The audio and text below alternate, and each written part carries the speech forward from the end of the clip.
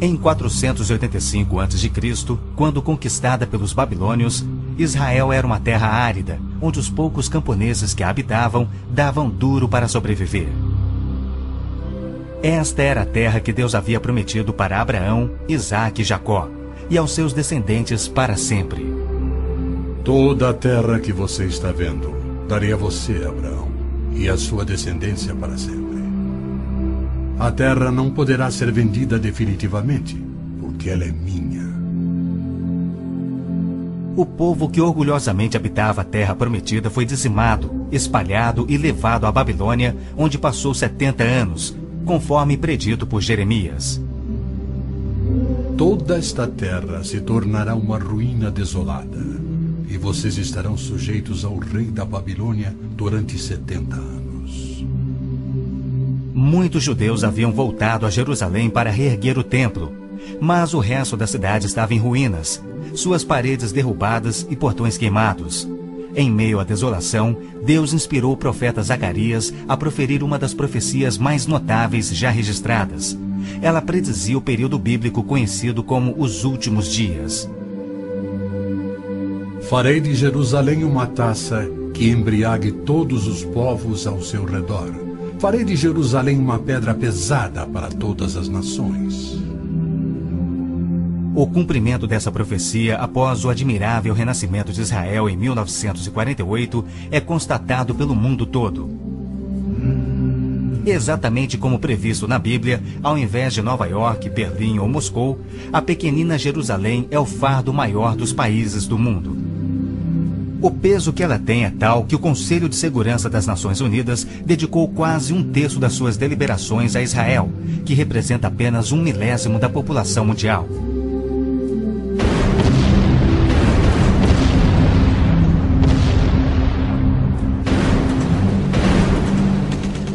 Jerusalém não seria o problema número 1 das Nações Unidas se a nação de Israel fosse facilmente intimidada, mas os seus militares são os melhores do mundo. Naquele dia farei que os líderes de Judá sejam semelhantes a um braseiro. Eles consumirão todos os povos ao redor. O Senhor protegerá os que vivem em Jerusalém.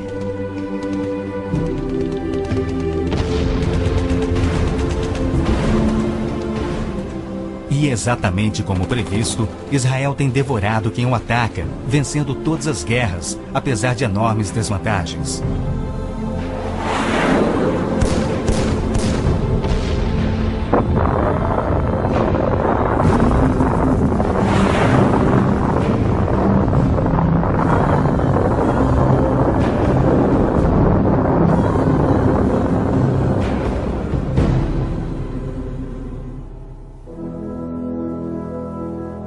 O anjo Gabriel revelou a Daniel que Jerusalém seria reconstruída e que após 483 anos viria o Messias. E que seu próprio povo, o povo de Israel, o rejeitaria e o crucificaria. Que a cidade e o templo ficariam outra vez em ruínas. E foi assim que aconteceu. Depois o ungido será morto e já não haverá lugar para ele. A cidade e o lugar santo, o templo, serão destruídos pelo povo do governante que virá. Jesus entrou em Jerusalém no dia exato da profecia. Foi aclamado como Messias e depois rejeitado. Jesus mesmo profetizou: Eu lhes garanto que não ficará aqui pedra sobre pedra. Serão todas derrubadas. E serão levados como prisioneiros para todas as nações. No ano 70 DC, exatamente como Cristo previu, os exércitos romanos, sob Tito, saquearam Jerusalém, derrubaram o templo de Herodes e não deixaram pedra sobre pedra. Mais de 1 milhão de judeus foram mortos e o remanescente espalhado pelas nações. Vocês serão desarraigados da terra em que estão entrando para dela tomar posse. Então o Senhor os espalhará pelas nações, de um lado ao outro da terra. Os profetas de Israel também previram o antissemitismo, que perseguiria os judeus por toda parte. Vocês serão motivo de horror e objeto de zombaria e de riso para todas as nações. Espalhados entre as nações, os judeus têm sido odiados, perseguidos e mortos como nenhum outro povo, enquanto a estéril terra de Israel permaneceu de luto. Após sua visita em 1867, o escritor Mark Twain escreveu: Belém, a terra em que os anjos cantaram não é habitada por criatura alguma. A Palestina se recobre de pano de saco e cinzas, desolada e sem beleza. Em outra de suas profecias admiráveis, Jesus declarou: Jerusalém será pisada pelos gentios, até que os tempos deles se cumpram. Jerusalém foi disputada por todos os grandes povos da história. Babilônios a dominaram, depois os medo-persas. Alexandre o Grande tomou a Palestina para os gregos em cerca de 300 a.C. Depois foram os egípcios, seguidos pelos assírios e então os romanos. Invasores islâmicos se apoderaram dela, mas foram depostos nas cruzadas. Mais tarde, os mamelucos islâmicos do Egito a tomaram. Depois, os turcos otomanos reinaram por 4 séculos. E ao longo destes séculos, os judeus ali viveram e sofreram. O pleno cumprimento das profecias bíblicas sobre Israel, Jerusalém e os judeus é a prova incontestável da existência de Deus e da veracidade bíblica. Muitos pensam que as cruzadas católicas libertaram a Terra Santa para os judeus, quando, na verdade, massacraram os judeus e tomaram a terra para a Igreja Católica. O Papa Urbano II, que organizou a primeira cruzada, desafiou seus seguidores a seguirem a estrada para o Santo Sepulcro, tomando a terra daquela raça malvada e sujeitando-a ao seu domínio. Hordas de voluntários, ostentando a bandeira da cruz, massacraram os judeus, a linhagem terrena de Cristo. Isso por todo o trajeto a Jerusalém. O líder da cruzada, Godofredo de Bouillon, jurou que se vingaria pelo sangue de Cristo, matando até o último dos judeus. Ao tomarem a cidade de Davi, seus homens perseguiram os judeus até a sinagoga e atearam fogo nela. Os papas subsequentes trataram os judeus como leprosos sem qualquer direito. Entre estes, Pio VII, Leão XII, Pio VIII e Gregório XVI. O abuso de Hitler contra os judeus alemães antes da Segunda Guerra descortinou um antissemitismo fervilhante que se estendeu por todo o mundo. Ao navio transatlântico St. Louis, abarrotado com 1.100 refugiados judeus, foi negado acesso a todos os portos nas Américas do Sul, Central e do Norte. 700 destes tinham vistos de imigração para os Estados Unidos, porém o presidente Roosevelt os enviou de volta para morrerem nos fornos de Hitler. Até mesmo a Suíça rejeitou os judeus, devolvendo-os aos seus assassinos, e serviu como banqueira de Hitler, guardando para os nazistas bilhões de dólares em ouro e dinheiro roubado das vítimas judias. No final da Segunda Guerra, a promessa de Deus de retornar o seu povo à Terra Prometida parecia mais absurdamente ilógica do que nunca. 6 milhões de judeus perderam a vida no Holocausto de Hitler, um fato que muitos continuam a negar. Embora Adolf Eichmann relatou, enquanto prisioneiro, que o massacre dos judeus foi o maior de todos os crimes, a maior dança funesta da história da humanidade.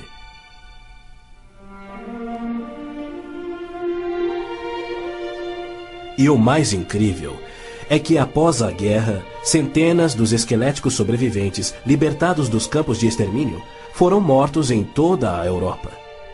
Porém, Deus não esquecera das suas promessas. De 1945 a 1948, apesar de um cruel bloqueio naval inglês, 10 navios antigos contrabandearam 70 mil sobreviventes do Holocausto para dentro da Terra Prometida. Nas palavras de um dos sobreviventes, os velhos navios e a frota britânica eram ameaças menores que a vida na Europa. Pela primeira vez em anos tínhamos um propósito: a criação de um Estado judeu. Milhões de judeus têm voltado a Israel oriundos de mais de 100 países. A existência de Israel hoje, na Terra Prometida, é incontestavelmente uma obra de Deus. Vejam, eu os trarei da terra do norte e os reunirei dos confins da terra. Aquele que dispersou Israel o reunirá. Em novembro de 1947, as Nações Unidas adotaram a sua Resolução 181. Ela dividia a Palestina, dando 18% aos judeus e 82% aos árabes. E tornou Jerusalém uma cidade internacional que, conforme o Vaticano também insistiu, nunca poderia ter domínio judeu. O mundo árabe rejeitou esta resolução e exigiu toda a Palestina.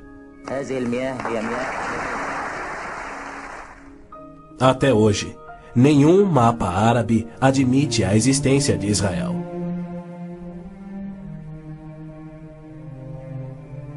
Em 14 de maio de 1948, Israel declarou sua independência. E foi imediatamente invadido por 6 nações árabes. Seus soldados eram várias vezes mais numerosos que os colonos judeus e tinham superioridade indiscutível em armas, tanques e aviões. Tendo recebido da ONU uma faixa estreita e indefensável de terra, rodeada de inimigos dispostos a exterminá-lo, Israel deveria ter sido aniquilado. Porém, para a surpresa do mundo inteiro, que torcia para os seus inimigos, os colonos israelenses derrotaram os que buscavam destruí-los, exatamente como Deus prometera. E assim tem acontecido em guerra após guerra, à medida que seus inimigos têm tentado aniquilar Israel. Sim, é isto mesmo. A aniquilação é o seu propósito declarado. Os muçulmanos têm como dever religioso a exterminação dos judeus. Eles sonham com sua destruição e promovem festividades para honrar os assassinos dos inocentes cidadãos de Israel. O fundamentalismo islâmico começa a varrer o nosso mundo. O próprio Maomé declarou: A última hora não virá antes que os muçulmanos lutem contra os judeus e os muçulmanos os matem. Mas por que a imprensa chama os terroristas muçulmanos de radicais e extremistas? Na verdade, eles apenas estão sendo fiéis ao islamismo. O Corão ordena: Não tomeis por confidentes amigos os judeus nem os cristãos. Matai os idólatras, os não muçulmanos, onde quer que os acheis. Capturai-os, acossai-os e espreitai-os. Líderes muçulmanos, religiosos e políticos ameaçam os judeus como fazia Hitler na TV, pelo rádio e alto-falantes nas ruas e nas mesquitas. Quando Gaddafi brada: a batalha de Israel será tal que Israel deixará de existir, ele fala por todos. O extermínio de Israel é transmitido aos muçulmanos desde o aleitamento. Um ministro da educação da Síria escreveu: O ódio com que doutrinamos as mentes dos nossos filhos desde o parto é sagrado. Um livro-texto de adolescentes egípcios declara: Israel não viverá se os árabes forem firmes no seu ódio. E um livro de pré-adolescentes diz: Os árabes não desistem de trabalhar em prol do extermínio de Israel. É uma loucura Israel tentar firmar acordos de paz com inimigos como estes, mas a pressão mundial o obriga a isto. Na Guerra de Yom Kippur de 1973, milhares de tanques atravessaram simultaneamente o Sinai, oriundos do Egito, e descendo o Golã a partir da Síria num ataque surpresa cuidadosamente orquestrado. As forças militares de Israel estavam todas de licença, celebrando a mais sagrada de suas festas religiosas, levando, portanto, 3 dias para que se mobilizassem. 300 mil israelenses enfrentaram 1,2 milhões de árabes. Escapando por um fio da derrota, Israel sofreu pesadas baixas. Mas, em cumprimento incontestável da admirável profecia de Zacarias, de que as tropas judias seriam como fogo que consumiria as nações vizinhas, Israel expulsou os seus inimigos. Em retaliação por ter se defendido, 61 nações romperam relações diplomáticas com Israel, enquanto nenhuma nação repreendeu os árabes por seu ataque surpresa. Este tenso e custoso estado de alerta de Israel tem sido manipulado de modo a acusá-lo de perpetrador de violência infundada contra vizinhos amantes da paz. O antissemitismo é uma força motriz da mídia mundial, que é muito influenciada pelo dinheiro do petróleo. Não se veicula nenhuma crítica aos árabes e suas repetidas ameaças de extinção de Israel. Quando Israel deportou 400 terroristas do Hamas e do Jihad Islâmico por terem matado e mutilado centenas de seus civis, foi criticado pela mídia internacional e censurado pelas Nações Unidas. Mas quando o Kuwait deportou 300 mil palestinos, em sua maioria civis inocentes, a mídia fez pouco caso e as Nações Unidas ignoraram o fato. As Nações Unidas são flagrantemente pró-árabes e contra Israel. As chamadas Forças de Paz das Nações Unidas no Líbano abrigaram terroristas da OLP, ofereceram suas instalações para treinar terroristas, forneceram equipamento militar e auxiliaram as equipes de terroristas a caminho de atacarem Israel. Quando Israel se viu pressionado a ponto de invadir o sul do Líbano para expulsar a OLP, descobriu na área das Nações Unidas estoques suficientes de armamentos para sustentarem uma invasão de 1 milhão de homens. E a maioria, incrivelmente, era avançada demais para ser operada pela OLP e era obviamente destinada a uma invasão soviética. A ONU já condenou Israel mais de 370 vezes por ter se defendido, porém nunca condenou os terroristas ou os seus agressores. 2 anos após a Olimpíada de Munique, em que a OLP assassinou 11 atletas israelenses, Arafat, o seu líder, foi convidado para falar na Assembleia Geral da ONU. E foi recebido como herói, embora clamasse pela extinção de Israel. O então secretário-geral da ONU, Boutros Ghali, declarou: Os judeus devem abrir mão de sua condição de nação e do Estado de Israel para serem assimilados como uma comunidade do mundo árabe. O Domo da Rocha, no cume do Monte Moriá, está situado no coração de Jerusalém. Esta edificação de 141 mil metros quadrados inspira paixões tão explosivas que pode ser o estopim da Terceira Guerra Mundial a qualquer instante. Foi ali que Abraão obedientemente construiu um altar e colocou sobre ele o seu filho Isaque, disposto a oferecê-lo como sacrifício a Deus. Mas Deus o impediu e proveu um carneiro para substituir a Isaque. 900 anos mais tarde, há cerca de 3.000 anos, o rei Davi comprou aquele terreno santo de Araúna, o Jebuseu, para poder edificar ali um altar a seu Deus. E foi ali que Salomão construiu o primeiro templo. Do templo judeu, destruído por 2 vezes, não resta nada. Em seu lugar se ergue o Domo da Rocha, um imenso monumento ao deus islâmico da lua, o antissemita Alá.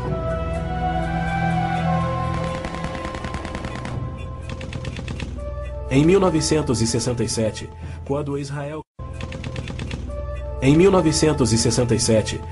Israel capturou o leste de Jerusalém e junto com ele o Monte do Templo, isto parecia contradizer a profecia de Cristo de que Jerusalém seria pisoteada pelos gentios até a sua vinda. Mas, incrivelmente, Israel imediatamente devolveu o Monte do Templo aos cuidados do rei Hussein da Jordânia. Este, por sua vez, o confiou a Yasser Arafat e a sua OLP em 1994. Assim, o coração de Jerusalém está nas mãos de gentios e as nações dos gentios de todo o mundo exigem o controle. Uma das principais tensões no Oriente Médio, hoje em dia, é a questão do chamado povo palestino. A Organização de Libertação da Palestina, a OLP, liderada por Yasser Arafat desde 1969, alega representar os palestinos. A OLP declara: Nosso conflito com o inimigo sionista não surge em função da demarcação de suas fronteiras, mas sim da própria existência de Israel. A OLP, como todos devem saber, é uma organização islâmica de terrorismo. Ela treinou as gangues de assassinos de Idi Amin, que mataram 300 mil cristãos negros em Uganda. Na verdade, a maioria das organizações terroristas em todo o mundo foram treinadas pela OLP. Arafat cometeu seu primeiro assassinato aos 20 anos. Sob sua liderança, a OLP se tornou a maior, a mais rica, a mais violenta e a mais sangrenta das organizações terroristas já conhecidas. Em 1970, a OLP tinha 55 bases na Jordânia, e seu terrorismo contínuo contra os civis jordanianos era tão maligno que o rei Hussein a atacou com suas tropas de beduínos, e após semanas de sangrentas batalhas, expulsou a OLP para o Líbano. Ali, a OLP aniquilou as cidades cristãs de Damour, Beit Malá, Tal Abbas e outras. A mídia fez vistas grossas ao seu reinado de terror no Líbano. A imprensa internacional foi ameaçada e se manteve em silêncio. Os que ousaram divulgar a verdade tiveram mortes brutais. Larry Buckman e Sean Turan, da TV ABC, Mark Trion, da Rádio Belga Livre, Robert Pfeffer, da revista Der Spiegel, e outros. Cerca de 300 mil civis libaneses foram mortos e mais de 100 mil das jovens sobreviventes foram engravidadas por estupros da OLP antes que Israel a expulsasse. Porém, novamente, Israel foi censurado. Ladies and gentlemen, Mr. Arafat, Chairman of the Executive Council of the Palestine Liberation Organization, His Excellency Yitzhak Rabin, Prime Minister of Israel, the President of the United States. Quaisquer tratados de paz com a OLP têm como propósito único enganar Israel. O modelo que os muçulmanos seguem hoje foi dado por Maomé. Em 628, ele firmou um tratado de paz de 10 anos com sua tribo Quraysh, em Meca. 2 anos mais tarde, ele atacou Meca, matando os homens e escravizando as mulheres e crianças. Arafat declarou publicamente: Em nome de Alá, eu não considero o acordo de paz entre a OLP e Israel mais do que o acordo assinado entre nosso profeta Maomé e a tribo Quraysh. A paz para nós implica na destruição de Israel. O primeiro passo é fingir a paz para ganhar territórios dentro de Israel, de onde possa lançar sua destruição final. Por incrível que pareça, Arafat e seus assassinos da OLP têm sido eximidos e celebrizados pela mídia mundial. Este criminoso, impiedoso e sadista recebeu um prêmio Nobel da Paz e é honrado como campeão da justiça em prol do oprimido povo palestino. Palestinos? Nunca houve palestino, seja povo, nação, língua, cultura, religião ou economia. As alegações de serem descendentes de um povo palestino que supostamente habitou uma terra chamada Palestina por milhares de anos não passa de uma mentira intencional. A terra era chamada Canaã e era habitada por cananeus. E o que fora Canaã tornou-se a terra de Israel quando Deus a entregou ao seu povo. Porém, uma história revisada que oculta a verdade é promovida nas melhores enciclopédias e livros, incluindo publicações cristãs. Aqueles que hoje se denominam palestinos são árabes, por berço, língua, religião islâmica e cultura. A origem do termo Palestina provém dos filisteus, os arqui-inimigos do antigo Israel. Em 130 d.C., os romanos reconstruíram Jerusalém como uma cidade pagã, tendo um templo de Júpiter no lugar do templo judeu. Provocados à rebelião, 500.000 de judeus foram mortos e milhares escravizados. Os romanos, irados, renomearam a terra de Israel, batizando-a de Síria-Palestina. Assim surgiu o termo palestino. Dali em diante, os judeus que ali viviam foram chamados de palestinos. Na Segunda Guerra, o exército britânico tinha uma brigada palestina composta por voluntários judeus. A Orquestra Sinfônica da Palestina era de judeus, assim como o Palestine Post era um jornal de judeus. Em 1948, árabes fugidos de Israel começaram a alegar que eles eram os verdadeiros palestinos e que a terra de Israel sempre lhes pertencera. E a mídia mundial promove essa mentira. Mas a verdade é que em 1948 os árabes ocupavam meros 3% da Palestina. Enquanto que a posse de Israel data de 4.000 anos, de quando Abraão adquiriu a caverna Macpela em Hebrom. Ali Abraão sepultou sua esposa Sara, e ali estão enterrados Abraão, Isaque, Rebeca, Jacó e Lia. Em Hebrom, Davi foi coroado rei. É um lugar sagrado para os judeus e não tem nada a ver com os árabes ou com o Islã. E ainda assim os muçulmanos ignoram a presença contínua dos judeus por 3.000 anos e dizem que Hebrom é sua. Construíram uma mesquita e estão determinados a expulsar todos os residentes judeus. Há meio século, o mundo convive com o problema de centenas de milhares dos autodenominados refugiados palestinos da guerra pela independência em 1948. Em mais uma mentira típica, a mídia internacional acusa os judeus de impiedosamente desalojarem a população nativa. Mas, na verdade, foi o alto comando árabe que os instruiu por rádio a deixar rapidamente a Palestina enquanto eles massacrariam os judeus. Uns 350.000 fugiram. Muitos ficaram. Os que ficaram hoje são cidadãos israelenses e atualmente compõem uns 16% do eleitorado de Israel.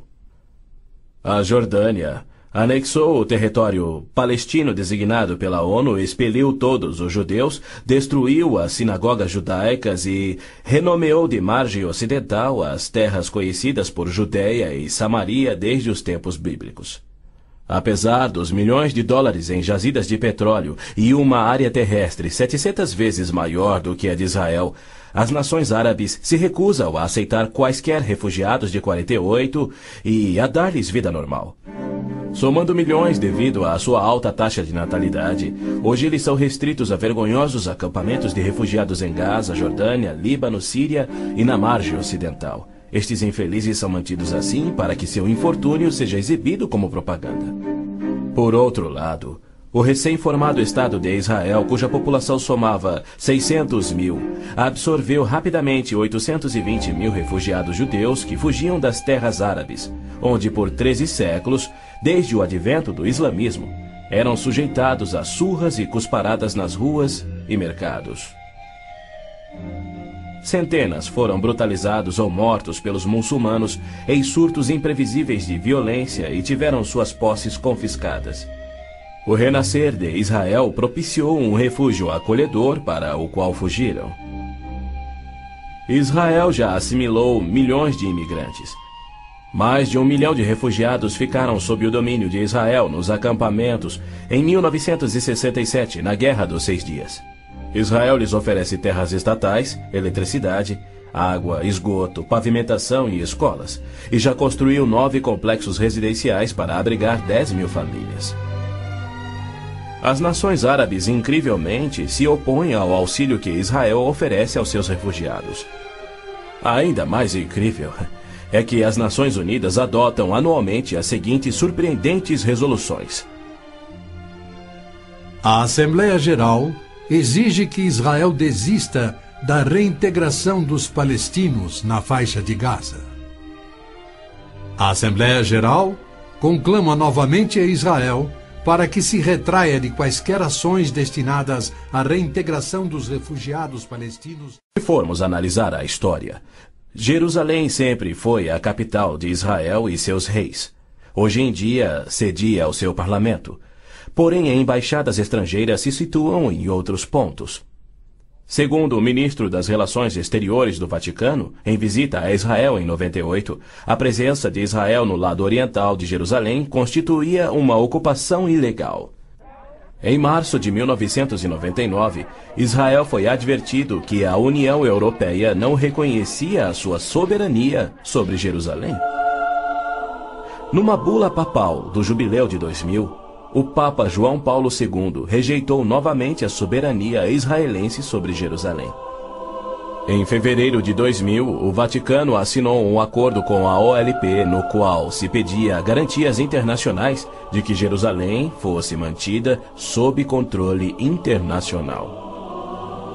Os maiores inimigos de Israel são o Islã e o catolicismo romano. João Paulo II tem calorosamente recebido o fascínora Yasser Arafat, diversas vezes, até mesmo quando estava no auge de sua carreira como um dos assassinos e criminosos mais notórios do mundo. É claro que João Paulo II tem piamente condenado o antissemitismo, como lhe cabe fazer. Porém, ele se limita a se desculpar por atos cometidos por filhos e filhas da Igreja. E ele nunca, jamais, admitiu que os judeus e evangélicos martirizados na Inquisição o foram por política oficial da Igreja e seus papas. Roma insiste até em nossos dias que os católicos e não os judeus são o povo escolhido por Deus. Por exemplo, em 1928, um decreto do Vaticano se referia aos judeus como povo anteriormente escolhido por Deus. Em 1965, o Segundo Concílio do Vaticano declarou: a Igreja constitui o novo povo de Deus. A Roma Católica se denomina a Cidade Santa, a Cidade de Deus, a Cidade Eterna, títulos que Deus deu a Jerusalém. O interessante é que, ao invés de repreender Arafat por sua paixão por aniquilar Israel e suas crenças islâmicas anticristãs, o Papa aceitou seu convite para estar com ele em Jerusalém, celebrando a quem chamou de o nosso Jesus Cristo, entre aspas. Nosso Jesus Cristo? Segundo Arafat, Jesus foi um palestino que lutava contra Israel por sua liberdade, e o Papa apenas sorriu e o abençoou.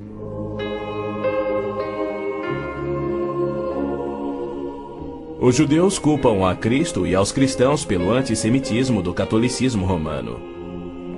Mas o catolicismo, com seu falso evangelho de obras, sacramentos, purgatório e indulgências, não representa o cristianismo bíblico. Nenhum cristão verdadeiro poderia ser antissemita. Jesus foi um judeu. Inclusive, a Igreja Católica matou muito mais evangélicos do que judeus. O Papa Inocêncio III massacrou por completo a cidade de Béziers, na França. Morreram cerca de 60 mil cristãos albigenses. E segundo o Papa, foi o auge do seu papado. Os exércitos dos papas levaram um século para exterminar os albigenses e o mesmo destino foi imposto aos valdenses, huguenotes, husitas e outros. No massacre de São Bartolomeu foram chacinados 70 mil huguenotes, mais 200 mil foram mortos depois e 500 mil fugiram da França para salvar a vida. E como estes, há muitos outros exemplos. Hitler não assassinaria os 6 milhões de judeus se os séculos do antissemitismo romano não tivessem preparado o caminho. Em 26 de abril de 1933, Hitler relembrou aos representantes do Vaticano, Bispo Börning e Monsenhor Steinmann, que por 15 séculos Roma considerara os judeus parasitas a serem exterminados, e que ele lhes oferecia uma solução final para o problema dos judeus. Antes de se tornar o Papa Pio XII, o cardeal Eugênio Pacelli, núncio papal da Alemanha, entregou dinheiro do Vaticano a Hitler para formar o partido nazista. Ao se tornar Papa, Pacelli enviou uma mensagem de apoio ao Führer. Ao ilustre Herr Adolf Hitler, Führer e chanceler do Reich alemão. É com grande prazer que recordamos os muitos anos passados na Alemanha como núncio apostólico, ocasião em que fizemos de tudo para estabelecer relações harmoniosas entre a Igreja e o Estado. Agora, suplicamos ainda mais fervorosamente para alcançarmos este alvo. Era 1939 e os abusos de Hitler, bem como suas intenções para os judeus, já eram conhecidos em todo o mundo.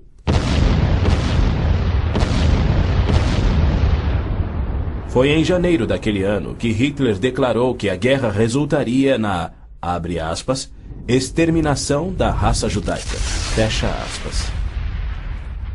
Die Völker noch einmal in einen Weltkrieg zu stürzen, dann wird das Ergebnis nicht der Sieg des Judentums sein, sondern die Vernichtung der jüdischen Rasse in Europa.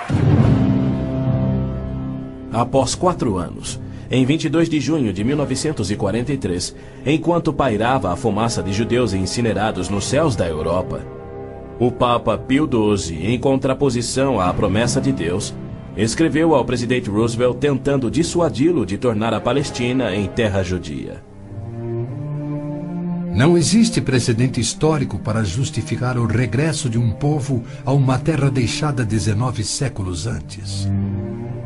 Se os hebreus desejam um lar, não seria muito difícil encontrar um território que lhes sirva melhor que a Palestina. Com o aumento da população judaica naquela região, graves novos problemas surgiriam. Sem precedente histórico, Deus o havia prometido.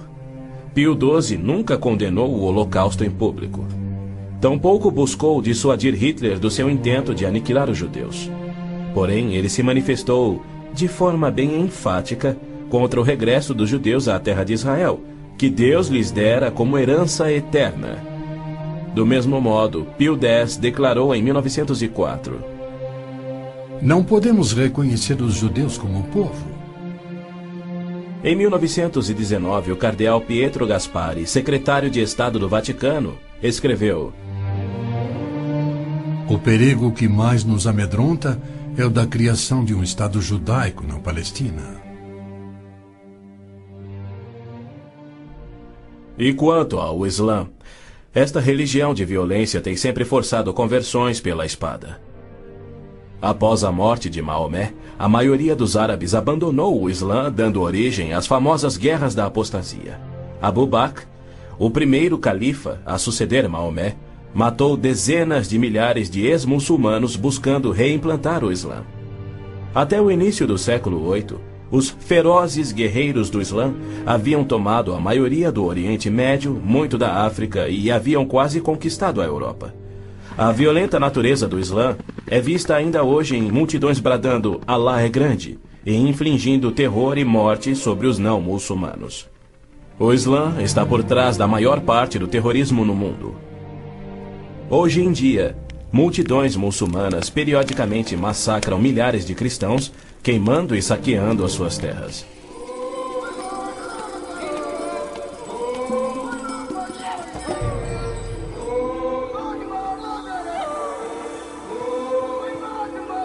No sul do Sudão, milhões de cristãos negros estão sendo privados de alimento, escravizados e até mortos pelo governo islâmico do norte. É verdade que os judeus foram mortos durante as cruzadas, mas isso foi contra o ensinamento de Cristo e seu divino exemplo. Já os terroristas muçulmanos matam como forma de obediência a Alá, em obediência ao Corão e ao ensino e exemplo de Maomé. Qualquer estudioso muçulmano concordará ser o dever sagrado de todo muçulmano em todas as eras praticar guerra santa o quanto for possível para forçar o mundo inteiro à submissão ao Islã. O Corão mantém mais de 100 versículos sobre lutar e matar neste propósito. Porém, a mídia internacional insiste em descrever o Islã como religião pacífica. Tony Blair, o premier britânico, classificou o Islã dizendo ser sinônimo da paz, tolerância, além de uma força para o bem. Muitos políticos de destaque no Ocidente têm elogiado o Islã e seus caminhos pacíficos, e líderes religiosos também.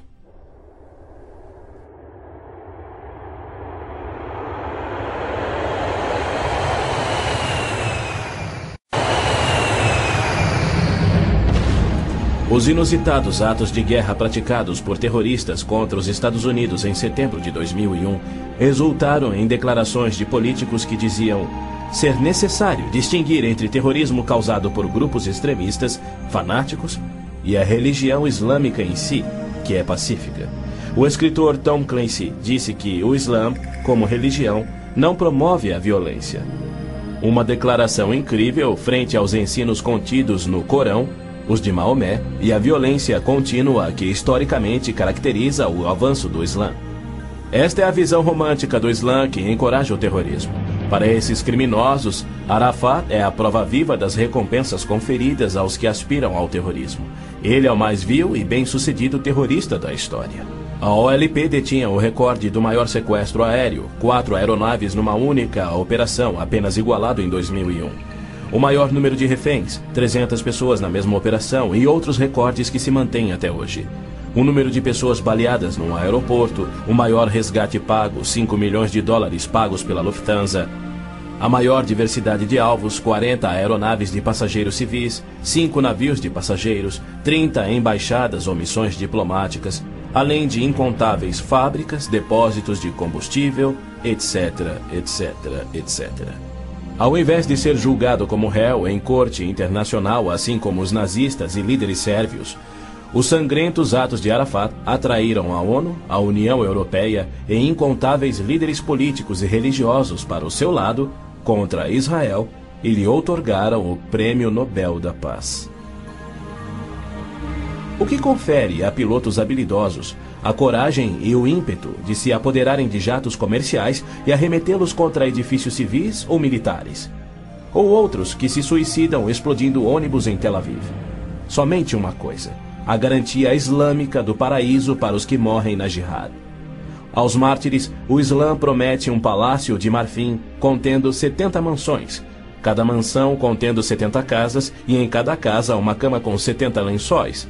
E em cada lençol uma linda virgem que recupera sua virgindade a cada vez que o mártir a possui. Lhe é prometido que o seu apetite para o sexo e alimento será igual ao de 100 homens. Os meninos muçulmanos ouvem essa promessa desde a infância. Ela lhes confere a coragem inconsequente que os faz treinar e executar ações terroristas suicidas para infligir morte e destruição sobre os chamados inimigos de Alá. Quando este mundo reconhecerá que o Islã é que é o culpado? E quando os muçulmanos que desprezam o terrorismo perceberão estarem seguindo uma religião terrorista, conforme a história comprova? Os muçulmanos têm continuamente se torturado, se combatido e se matado. Nos 8 anos de guerra entre o Irã e o Iraque, foram usados milhares de toneladas de gás venenoso e as mortes somaram mais do que as da Primeira Guerra Mundial. Nos territórios da OLP tomados de Israel, não há liberdade de consciência, de expressão, de religião ou de imprensa e nem voto democrático. E isto caracteriza todos os países islâmicos. Na Arábia Saudita, no berço do islamismo, não se admitem judeus. Cidadania é privilégio muçulmano. É vedada a construção de templos que não sejam islâmicos e, segundo a lei universal do islamismo, a pena de morte é oficial e é destinada ao muçulmano que se converte a qualquer outra religião. Não se pode carregar uma Bíblia nas ruas da Arábia Saudita ou realizar estudo bíblico em seu próprio lar. Mas o Islã é a religião que mais cresce no Ocidente. Na Inglaterra, congrega-se mais em mesquitas do que em templos cristãos. Da mesma forma, muitas mesquitas nos Estados Unidos têm contato com bases secretas de treinamento terrorista para que a Jihad faça da América um país islâmico. O Islã rejeita o Deus da Bíblia e nega a divindade de Cristo ou que ele morreu por nossos pecados, alegando que um discípulo sósia tomou o lugar de Cristo na cruz e que Cristo foi levado vivo ao céu e que deverá voltar a esta terra para morrer um dia. O cristianismo deve ser subjugado pela força. O Corão diz: matai os idólatras, os não muçulmanos. Onde quer que os acheis, espreitai-os. Combatei aqueles que não creem em Alá. Observem bem, assim é o Islã. Porém, segundo Robert Schuller, se ele voltasse daqui a 100 anos e descobrisse que seus descendentes eram muçulmanos, ele não se importaria. Ele pregou sua mensagem de Natal em 99 na grande mesquita de Damasco, segurando a mão do grão mufti islâmico. Mais tarde, quando entrevistado por Larry King, Schuller disse animadamente ter sentido a afinidade espiritual além de uma concordância de fé e filosofia, e se referia a esse líder muçulmano anticristão. A Bíblia diz que Deus deu a terra prometida ao seu povo escolhido, os judeus. Já o Islã diz que Alá deu estas terras aos árabes. Assim se desdobra um tremendo conflito entre o Deus de Abraão, Isaque e Jacó, que ama os judeus, e o Deus de Maomé, que odeia os judeus e pede a sua destruição. O conflito real não é entre judeus e árabes, mas entre o Deus da Bíblia, cujo nome é Javé, e o Deus do Corão, chamado Alá. 12 vezes no texto bíblico Deus refere-se a si mesmo como o Deus de Abraão, o Deus de Isaque e o Deus de Jacó. Então, Javé declarou a Moisés: diga aos israelitas, o Senhor, o Deus dos seus antepassados, o Deus de Abraão, o Deus de Isaque, o Deus de Jacó enviou-me a vocês. Esse é o meu nome para sempre, nome pelo qual serei lembrado de geração em geração. É Satanás que tem inspirado 3.000 anos de antissemitismo. Se os judeus fossem destruídos, o Messias não poderia nascer. Mesmo após a vinda de Cristo, se Satanás destruísse os judeus, Javé seria um mentiroso, incapaz de cumprir sua promessa de restaurar a terra a Israel para que dali Cristo reinasse no trono de Davi na sua segunda vinda. A integridade de Deus tem a ver com a sobrevivência de Israel. Embora não conste uma única vez no Corão, há mais de 800 menções de Jerusalém na Bíblia. Dela é dito repetidas vezes ser o local em que Javé, o Deus da Bíblia, estabeleceu o seu nome para sempre. Yasser Arafat alega que Jerusalém tem sido uma cidade árabe há milhares de anos, quando na realidade ela nunca o foi. Em julho de 1889, constou no jornal Pittsburgh Dispatch que, dos 40.000 habitantes de Jerusalém, 30.000 eram judeus e a maioria do restante era cristã. Quando Israel declarou sua independência em 1948, havia 100.000 judeus vivendo na Jerusalém antiga. Ela foi fundada há 3.000 anos por Davi, o grande rei de Israel, e se manteve uma cidade judia desde então. Não é à toa que mais de 40 vezes a Bíblia se refere a Jerusalém como sendo a cidade de Davi. Ali Deus estabeleceu o trono de Davi para sempre. E naquele trono, o Messias, descendente de Davi, deverá reinar sobre Israel e o mundo. O Senhor Deus lhe dará ao Messias o trono de seu pai Davi, e ele reinará para sempre sobre o povo de Jacó. Jerusalém é um cálice de tontear porque líderes mundiais rejeitam o Deus bíblico e seu plano de paz para Jerusalém e o mundo. A insistência do Vaticano e da ONU de que Jerusalém deve ser uma cidade internacional e dos muçulmanos que dizem que ela lhes pertence constituem desafios ao Deus de Abraão, Isaque e Jacó, assim como a paixão muçulmana pela destruição de Israel. As nações muçulmanas estão se armando com mísseis capazes de portar ogivas químicas e biológicas, além de nucleares. Certamente não são armas de defesa. Todo mundo sabe que tem um propósito único: chover morte e destruição sobre Israel. A Síria já fabricou milhares de ogivas químicas, tem vastos estoques de armas biológicas e triplicou seu poderio militar e aéreo desde a Guerra de Yom Kippur em 1973. Israel também tem armas nucleares, atualmente posicionadas em modernos submarinos, e certamente não seria vencido sem utilizá-los. Era a isto que Cristo se referia quando, numa surpreendente profecia que antevia os armamentos modernos, ele alertou sobre uma destruição tão incrível que, se ele não intervisse para interrompê-la, não restaria vida na Terra. E se aqueles dias não fossem abreviados, ninguém sobreviveria. Ninguém sobreviveria. O Armagedon é tema frequente nas profecias bíblicas. A Bíblia descreve com clareza os eventos que anteciparão o Armagedon. Milhões de judeus já voltaram a Israel depois de serem espalhados entre as nações.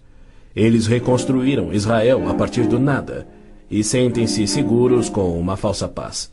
Com a progressão do processo dessa falsa paz, os árabes matam e queimam as casas dos árabes que suspeitam estar cooperando com Israel.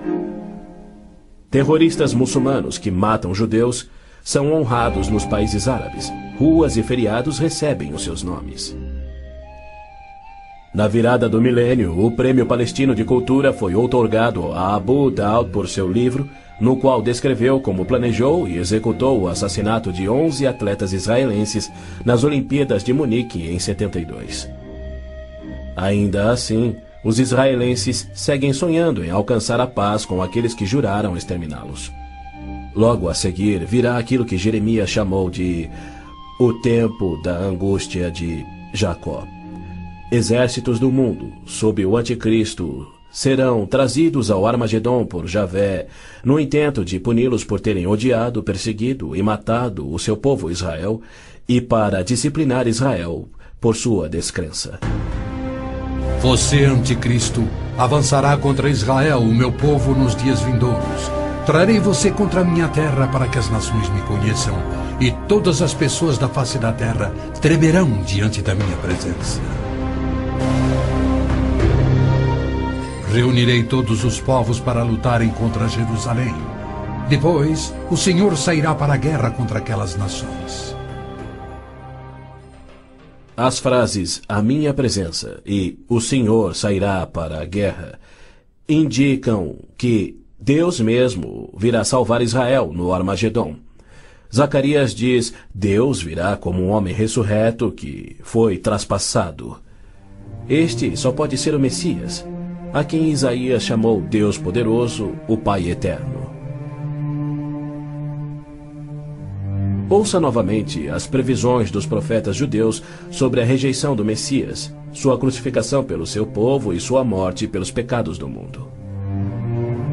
Perfuraram minhas mãos e meus pés na crucificação. Foi desprezado e rejeitado, eliminado da terra dos viventes. Por causa da transgressão do meu povo, ele foi golpeado.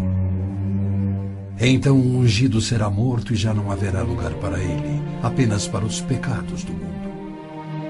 Em consonância com os profetas de Israel, João nos revela o Armagedom no último livro da Bíblia e nos mostra Cristo voltando do céu para destruir o anticristo, exatamente como Paulo também profetizou.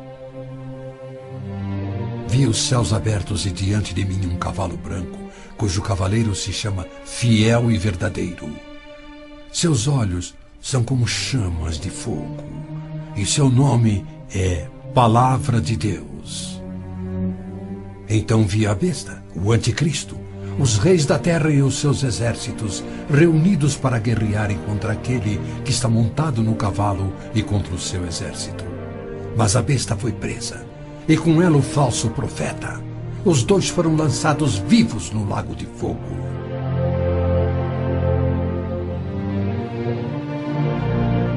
Antes do Armagedom, o anticristo irá confirmar um pacto de 7 anos, garantindo uma falsa paz entre árabes e judeus.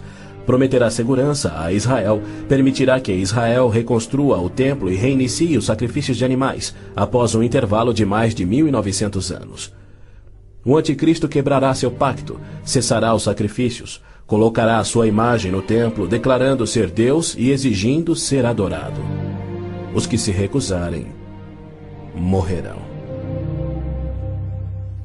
Com muitos ele fará uma aliança que durará uma semana. No meio da semana ele dará fim ao sacrifício e à oferta. Então será revelado o homem do pecado, chegando até a assentar-se no santuário de Deus, proclamando que ele mesmo é Deus. Foi-lhe dado poder para fazer que fossem mortos todos os que se recusassem a adorar a imagem. A que semana Gabriel se referia? Quando isso acontecerá? Ele disse a Daniel que após 70 semanas ou 490 anos, toda a profecia se cumpriria, Israel seria restaurado e jamais voltaria a desonrar a Deus. No final das primeiras 69 semanas de anos, ou seja, 483 anos, o Messias viria e seria morto. O tempo seria contado a partir da data em que o rei da Babilônia concedeu a autorização para a reconstrução de Jerusalém. A partir da promulgação do decreto que manda restaurar e reconstruir Jerusalém, até que o ungido, o líder, venha, haverá 7 semanas e 62 semanas. Neemias diz ter recebido autorização para a reconstrução de Jerusalém no mês de Nissan do 20º ano do rei Artaxerxes, ou seja, em 445 a.C. No domingo, 6 de abril de 32 DC, dia em que se completavam exatos 483 anos, hoje o chamado Domingo de Ramos, Jesus entrou em Jerusalém. Não num cavalo branco, conduzindo uma insurreição contra Roma, como os autoproclamados messias tentaram e os judeus queriam, mas num jumento, humildemente trazendo a salvação dos pecados, conforme Zacarias havia predito. Alegre-se muito, cidade de Sião. Exulte, Jerusalém. Eis que o seu rei vem a você, justo e vitorioso, humilde e montado num jumento, um jumentinho, cria de jumenta. Foi no dia 10 de Nissan, que era o dia em que os cordeiros pascais eram tirados do rebanho, que Jesus entrou em Jerusalém e apresentou ele mesmo ao seu povo. 4 dias mais tarde, quando Israel sacrificava os cordeiros, ele, o Cordeiro de Deus, cravado numa cruz, se entregou pelos pecados do mundo, cumprindo a profecia de Moisés. No 14º dia do mês, quando toda a comunidade de Israel irá sacrificar o cordeiro ao pôr do sol. É fato histórico indiscutível que Jesus entrou em Jerusalém num jumento no dia profetizado, foi aclamado como Messias, foi rejeitado por Israel e crucificado conforme os profetas haviam predito. Como resultado, foram postergados os planos que Deus tinha para Israel na 70ª semana de Daniel. Hoje vivemos na época que Cristo chamou de Tempos dos Gentios, pois Jerusalém é uma cidade internacional dominada por não-judeus. E Cristo tem construído a sua igreja, composta tanto por judeus quanto gentios que creem em seu nome. Somente quando esta igreja for arrebatada para os céus, conforme prometido por Cristo, é que terá início a 70ª semana de Daniel. Israel tem profundos problemas espirituais e morais, há hostilidade entre judeus religiosos e seculares e uma desilusão crescente com o judaísmo, especialmente entre a juventude. Israel sofre com drogas, pornografia, prostituição, juventude rebelde, estupros, roubos e assassinatos. Israel precisa se voltar em arrependimento para o Deus de Abraão, Isaque e Jacó. Mas os rabinos nada têm para oferecer aos pecadores arrependidos. Exatamente como Oséias profetizou, eles não fazem sacrifícios pelo pecado há 1900 anos, pois não têm um templo. Pois os israelitas viverão muitos dias sem rei e sem líder, sem sacrifício. Foi Deus quem profetizou essa condição. Porque ele permitiria que seu povo escolhido ficasse sem sacerdócio e sem templo no qual oferecer os sacrifícios pelos pecados que ele havia ordenado. Isso só faz sentido se o sacrifício de Cristo na cruz cumpriu todos os sacrifícios do Velho Testamento que já não são mais necessários. Caso contrário, Deus abandonou o seu próprio povo e todo o mundo sem recurso para o pecado. E isso ele nunca faria. As escrituras hebraicas contêm mais de 300 profecias, indicando quando e onde o Messias nasceria e como reconhecê-lo quando ele viesse. Cada uma destas foi especificamente cumprida ao pé da letra na vida, morte e ressurreição de Jesus de Nazaré. Se ele não for o Messias, então não existe o Messias. Pois foi Cristo que no dia exato, revelado pelo anjo Gabriel a Daniel, entrou em Jerusalém num jumento, foi aclamado Messias, depois rejeitado e crucificado conforme profetizado. Segundo as escrituras do próprio povo de Israel, aqueles que esperam a primeira vinda do Messias já estão atrasados em 1900 anos. A única esperança de Israel está na sua segunda vinda, e podemos ter certeza de que, havendo gerado a nação de Israel, Deus irá cumprir o seu propósito. Havendo gerado a nação de Israel, Deus irá cumprir o seu propósito. Pois ele declara: Pode uma nação nascer? Acaso faço chegar a hora do parto e não faço nascer, diz o Senhor? Acaso fecho o ventre? Tragicamente, muitos judeus só crerão no seu Messias no Armagedon. Quando Javé aparecer em pessoa para salvar Israel da destruição pelos exércitos, eles reconhecerão finalmente ser o Messias, aquele que foi traspassado e morto pelos seus pecados e que ressuscitou como o próprio Messias predito pelos seus profetas, a quem rejeitaram. Então todos os judeus ainda vivos irão crer. Mas para todos aqueles, judeus e gentios, que morrerem sem crer nele, tragicamente não restará esperança.